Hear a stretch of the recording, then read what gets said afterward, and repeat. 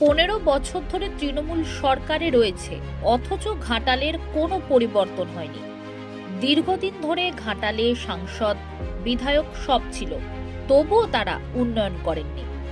Vote আসলেই একগুচ্ছ নেতা চলে আসেন বুলি আওড়াতে।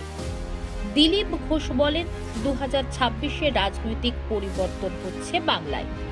লোকজন বিরক্ত, মহিলারা সুরক্ষিত নয়, লোকজন পুজো পাঠ করতে পারছেন না। বাংলার লোকজনকে বাংলা ছেড়ে ভিন রাজ্যে যেতে হচ্ছে চিকিৎসা ও পড়াশোনার জন্য। ভারতীয় জনতা পার্টি লড়াই চালিয়ে আসছে দীর্ঘদিন ধরে, এবার এটা সম্পূর্ণ হয়ে যাবে।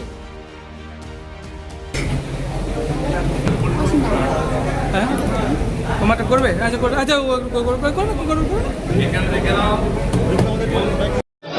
আমি রাজনৈতিক বিবৃতি দিতে এখানে আসিনি, আর আমাদের জাস্ট বিয়ে হয়েছে 6 মান্থস ওভার হলো।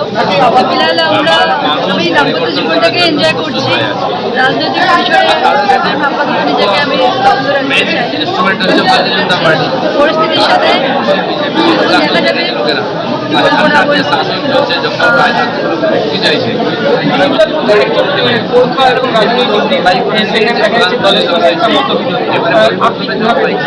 আমি কেন বলতে যাবো এইসব বিষয়ে কথা?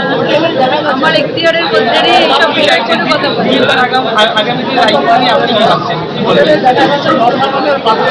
আমার মনে হয় উনি ছাড়া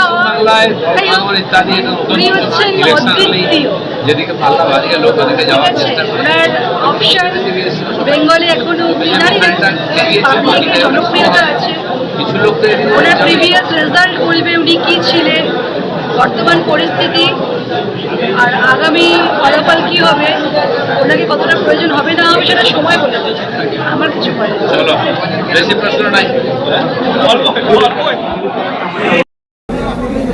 সবাই সরে যাবে, সবাই সরে চিন্তা করো না। দিলীপদা, সাংবাদিকদের বসতে বলুন। হ্যাঁ, আমরাও জানে কি করতে হবে। আপনি এসছেন, আমরা খুব খুশি দিলীপদা।